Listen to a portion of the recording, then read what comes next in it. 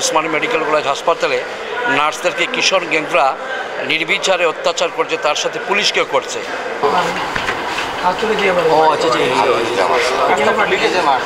ভিডিওতে দেখবেন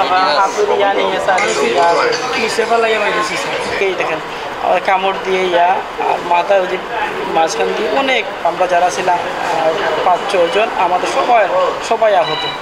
অত্যন্ত মর্মাহত এবং মহানগর বিএনপির পক্ষ থেকে আমি এ ধরনের ঘটনার তীব্র নিন্দা ও প্রতিবাদ জানাচ্ছি এবং ভবিষ্যতে এই ধরনের ঘটনার পুনরাবৃত্তি যেন না হয় সে ব্যাপারে সংশ্লিষ্ট সকল মহলের সহযোগিতা কামনা করছি। এবং বিশেষ করে এই যে কিশোর গ্যাং যারা, অবশ্যই তাদের গার্জিয়ান আছে, তারা গার্জিয়ানরা যেন এই সমস্ত কিশোর গ্যাংকে কন্ট্রোল করে রাখেন।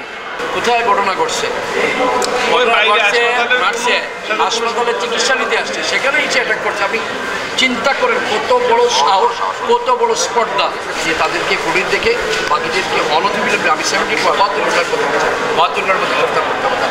যে পুলিশ থাকা অবস্থায় এত বড় সাহস নেই, কীভাবে দেশীয় অস্ত্র নিয়ে তাদেরকে হাসপাতালের ভিতরে, এখানে অনেক রুগী আছে কিন্তু এই রুগীর বাইরেও কিন্তু অনেক রুগী ছিল, সেই সময় কিন্তু অনেক লোক দিক বিদিক ছুটছে, অন্য সাধারণ মানুষকেও তো আঘাত করতে পারতো। এই যে উসমানী মেডিকেল কলেজ হাসপাতালে যে পুলিশের যে ইনচার্জ আছে তাকে ক্লোজ করা প্রয়োজন, কারণ তার নিশ্চয়ই এখানে অবহেলা আছে, অবহেলার কারণেই কিন্তু এটা ঘটনা ঘটেছে, সেহেতু তাকে ক্লোজ করা প্রয়োজন বলে আমি মনে করি। যে আতঙ্ক, আমাদের হাসপাতালে এসে আমাদেরকে জানমালের কোনো নিরাপদ নেই, আমাদেরকে আক্রমণ করতেছে, এখানে তো আমরা অবশ্যই একটু আতঙ্কিত আছি। আমাদের আনসার বাহিনী আছে এবং আমাদের জানেন যে আমাদের হাসপাতাল দোতলায় পুলিশ ক্যাম্প আছে, ওনারা আসলে এত অতর্কিতভাবে এবং সংঘবদ্ধভাবে আক্রমণ করেছে, তার ফলশ্রুতিতে প্রথমে একটা বিশৃঙ্খলা তৈরি হয়, পরে অবশ্য কিছু সময় পরে আমাদের পুলিশ বাহিনী এবং আনসার সদস্যরা নিয়ন্ত্রণ হয়, এর মধ্যেই কিন্তু ঘটনাটা খুব কম সময়ের মধ্যে কিন্তু ঘটনাটা ঘটেছে। টোটাল এরিয়াটাকে আমাদের সদস্যরা নিয়ন্ত্রণে আনতে একটু বেশি সময় লেগে গেছে, যদিও তারপরে আমরা 3 জনকে পুলিশের গ্রেফতার করতে সক্ষম হয়।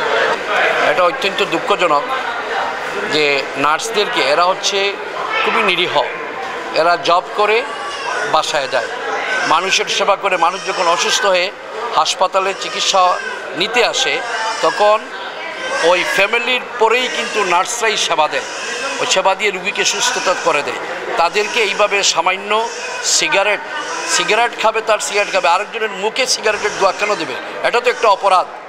এবং সেই অপরাধের বলার পরিপ্রেক্ষিতে তাদেরকে যেভাবে নির্বিচারে অত্যাচার করা হয়েছে, হাত ভাঙা হয়েছে, মাথায় আঘাতপ্রাপ্ত করা হয়েছে, আঙ্গুলে করা হয়েছে, আমি জানি না, আমি আশা করি প্রশাসন ইতিমধ্যে শুনেছি 3 জন। আমি মিডিয়ার মাধ্যমে জানাবো আগামী 72 ঘন্টার মধ্যে ফুটেজ দেখে তাদের সকলকে গ্রেফতার করতে হবে। এই ধরনের অপরাধ কোনো অবস্থায় আওয়ামী ফ্যাসিস্ট সরকারের রেখে যাওয়া অপরাধীদেরকে পুলিশের ছত্রছায়ায় কোনো অবস্থায় জায়গা হতে পারে না।